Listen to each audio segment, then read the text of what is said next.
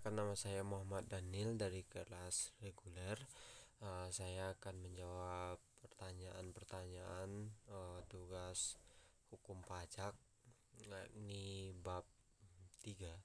Apa itu surat pemberitahuan SPT?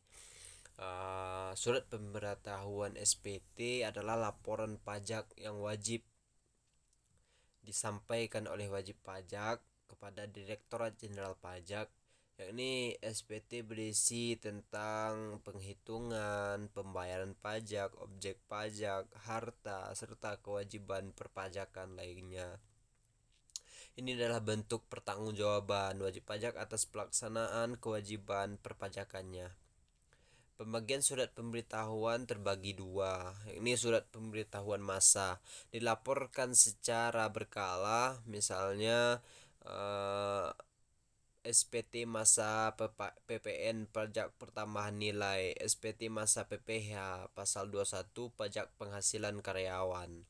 Kedua, surat pemberitahuan tahunan dilaporkan sekali dalam setahun. Contoh SPT tahunan PPh orang pribadi,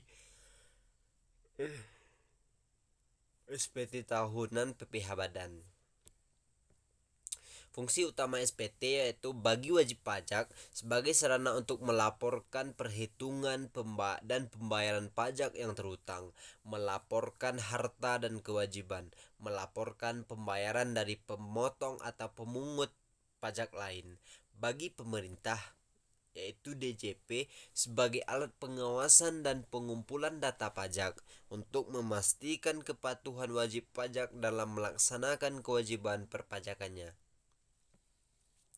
Sanksi tidak menyampaikan surat pemberitahuan: pertama, bisa jadi dikenakan sanksi administrasi yaitu denda. SPT massa dendanya sebesar Rp500.000. SPT tahunan PPh wajib pajak badan denda sebesar 1 juta. SPT tahunan PPh wajib orang pribadi dendanya sebesar 100.000. Kedua, sanksi pidana itu kurungan atau penjara jika tidak keterpenuhan penyampaian SPT tersebut disengaja dan menyebabkan kerugian pada pendapatan negara, wajib pajak dapat dipidana. Sanksi pidana paling singkat 6 bulan dan paling lama 2 tahun, serta denda sedikit 2 kali jumlah pajak terhutang yang tidak atau kurang dibayar, dan paling banyak 4 kali jumlah pajak terhutang yang tidak atau kurang dibayar. Sanksi ini tidak diatur dalam Undang-Undang KUP. Kapan pajak terhutang harus disetor ke kas negara? Yakni PPh pasal 21 PPh karyawan paling lambat tanggal 10 bulan berikutnya setelah masa pajak berakhir untuk PPh yang dipotong oleh pemberi kerja.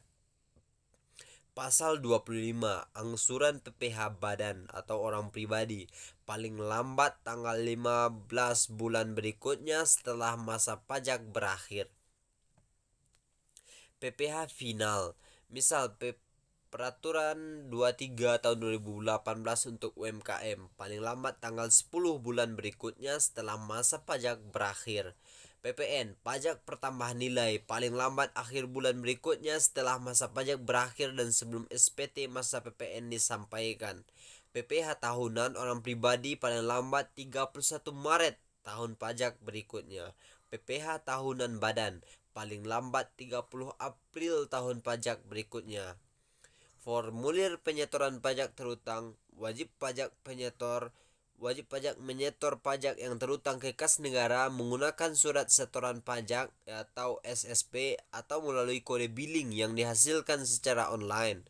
Kode billing ini digunakan untuk pembayaran melalui bank, kantor pos, atau platform pembayaran online yang terhubung dengan DJP. Terima kasih.